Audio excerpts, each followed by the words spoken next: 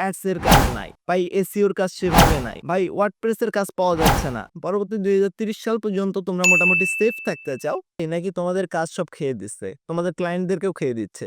তোমরা যারা ইনবক্স করতেছো ভাই এআই এর জন্য তো দেখা যায় আমাদেরকে রিপ্লেস করে ফেলতে পারে, যে ইনবক্সে যেমন ঝড় উঠেছো অনেকে, তোমরা অ্যাডস এর কাজ নাই, ভাই এসইওর কাজ সেভাবে নাই, ভাই ওয়ার্ডপ্রেস এর কাজ পাওয়া যাচ্ছে না। তোমরা যারা ডিজিটাল মার্কেটিং নিয়ে কাজ করতে চাও, পরবর্তী 2030 সাল পর্যন্ত তোমরা মোটামুটি সেফ থাকতে চাও, তাদের জন্য বলি তোমরা ক্রস ফাংশনাল রোল নিয়ে কাজ করো।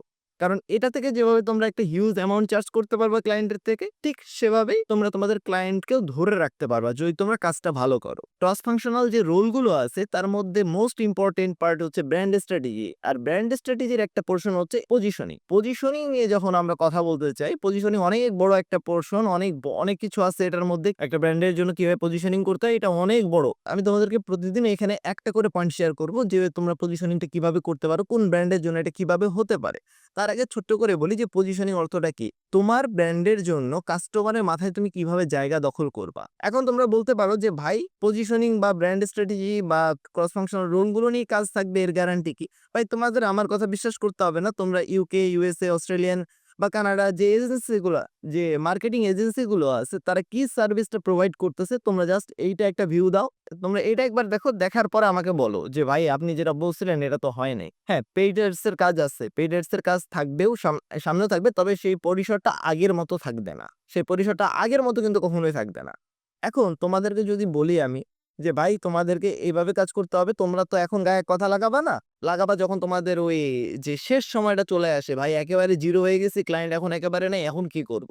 তোমরা ওই সময় যে জিজ্ঞেস করো যে ভাই এখন তাহলে কি করা যায়। যেমন কোরবানি ঈদের সময় বলছিলাম, যে ভাই এসইও নিয়ে কাজ করো না, এসইও নিয়ে খুব একটা আমারই বেনিফিট করতে পারবা না, তখন অনেকেই আবার আমার সাথে ডিসএগ্রি করছে। কিন্তু এসইও এর কাজ দেখো তুলনামূলক কিন্তু অনেক কমে গেছে, অনেক কমে গেছে। আগে যেভাবে এসইও এক্সপার্টদের একটা ডিমান্ড ছিল, এখন কিন্তু অনেকাংশেই সেটা কম। তো যেটা বলতেছিলাম যে পজিশনিং নিয়ে কথা বলার জন্য, তো পজিশনিংটা হলো খুবই ছোট্ট করে বলি, এটা তুমি তোমার কাস্টমারের মাথায় তোমার ব্র্যান্ডের জন্য জায়গাটাকে কত সহজেই দখল করতে পারো, কিভাবে দখল করতে পারো। একটা জায়গা তোমাকে দখল করতে হবে, এটাই হলো বেসিক্যালি পজিশনিং। তোমাদেরকে 2 থেকে 3টা এক্সাম্পল দিই, তাইলে তোমাদের জন্য এটা বুঝতে অনেক বেশি সহজ হবে।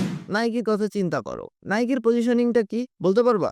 অনেকে বলতেছে, লিখতেছে জাস্ট ডু ইট। হ্যাঁ, এক্সাক্টলি, জাস্ট ডু ইট, অর্থাৎ মোটিভেশন প্লাস পারফরম্যান্স। অ্যাপেল কি করতেছে? অ্যাপেলের পজিশনিংটা কি?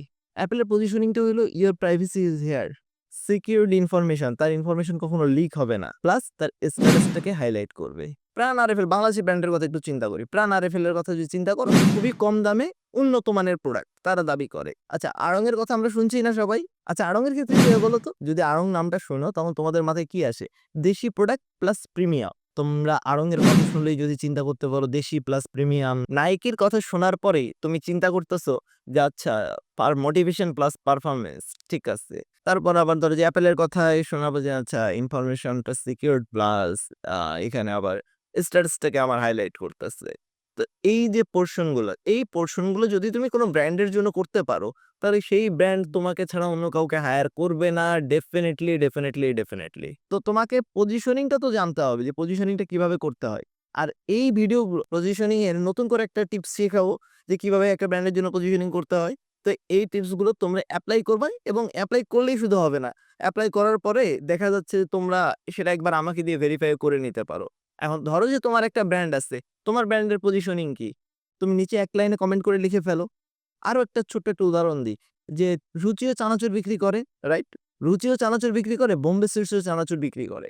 তাহলে চানাচুর কিনতে গেলে তোমার কার নামটা প্রথম মাথায় আসে? নিশ্চিতভাবে আমি এটা বলি যে তোমাদের বোম্বে সুইটস এর কথাটাই মাথায় আসে। তাহলে তোমরা হয়তো পজিশনিং এর গুরুত্বটা বুঝতে পারতেছো, এবং ইন ফিউচারে কি হবে সেটা সম্পর্কে একটা ধারণা তোমরা মোটামুটি রাখতে পারতেছো। তাহলে আর দেরি করো না, যা সময় চলে গেছে, এটা আর তো ব্যাক করবে না। বাট যে সময়টুকু আছে এই সময়টুকুতে তোমরা নিজেদের এই স্কিলটাকে ডেভেলপ করে ফেলো। তাহলে একটা জিনিস তোমরা দেখতে পাবা, তোমরা যে ক্রস ফাংশনাল রুল গুলো শিখে যাবা, তার সাথে এক্সট্রা করে তোমরা ক্লায়েন্টও রেডি করে ফেলতে পারবা। আর ক্লায়েন্ট হান্টিং, কিভাবে ক্লায়েন্ট পাবা, এই জিনিসগুলো নিয়ে বিস্তারিত তো কথা বলবোই আমি সামনে আবারও। তোমাদের জন্য একটা গুড নিউজ আছে, সেটা হলো আমি আমার লাইভ সাপোর্টটাকে আবার স্টার্ট করতে চাচ্ছি। কারণ ইনবক্সে তোমরা যে পরিমাণে ঝড় উঠানো শুরু করছো, তাতে লাইফ সাপোর্টের বিকল্প আমি আর অন্য কোনো কিছু দেখি না। কারণ এতগুলা মানুষকে ভাই আমি এক করে তোমাদের সমাধান দিতে একটু হলেও আমার জন্য কষ্টকর হয়ে যায়। দেখা যায় যে ১০ টা মানুষের সমস্যা ঠিক একই রকম। তা ১০ টা মানুষের সমস্যা একজনকে দেখাই দিলে ১০ টা প্রবলেম সলভ হয়ে যাবে অটোমেটিক্যালি। তো সেক্ষেত্রে যেমন আমার সুবিধা হয়, সেক্ষেত্রে তোমাদেরও সুবিধা হবে। যে তোমাদের এক্সট্রা করে আর ওয়েট করতে হবে না।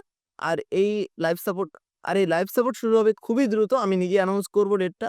আ তবে ধরে রাখো আগামী সপ্তাহ বা তারপরে আগামী সপ্তাহ থেকেই শুরু হবে। আর লাইভ সাপোর্টের সময়টা হবে রাত ১০ টায়। এখন তাহলে যেটা বলতেছিলাম যে তোমাদের ব্র্যান্ডের পজিশনিং কি নিচে এক লাইনে লিখে ফেলো। আমি নিজে রিভিউ করে বলে দিব যে তোমাদের পজিশনিং কতটা স্ট্রং। একটা জিনিস মাথায় রাখো, অনেকজন সেম প্রোডাক্ট বিক্রি করতে পারে। কিন্তু যার পজিশনিং যত বেশি স্ট্রং সে কিন্তু মার্কেটে জিতে যায়।